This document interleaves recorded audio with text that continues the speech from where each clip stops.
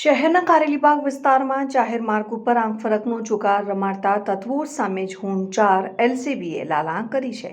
Police commissioner Narasimha Komar અને JCB Nilesh જાજડિયાની સૂચના હેઠળ પ્રોહિબિશન અને જુગાર જેવી અસામાજિક પ્રવૃત્તિઓ ડામવા માટે શરૂ કરાયેલી ઝુંબેશ અંતર્ગત પોલીસે સફળ દરોડા પાડીને 4 આરોપીઓને જેલના સળિયા પાછળ ધકેલી દીધા છે.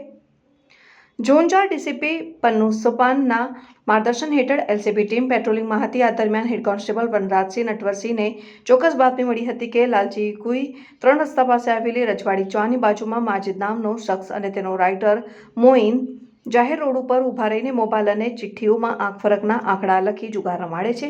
બાતમીના આધારે પોલીસે ઓચિંતો દરોડો પાડતા સ્થળ ઉપર અફરાતફરી મચી ગઈ હતી. ઝડપાયેલા આરોપીઓમાં પોલીસે સ્થળ ઉપરથી આંકડા લખતા અને જુગાર રમતા કુલ 4 ઇસમોને દબોચી લીધા છે.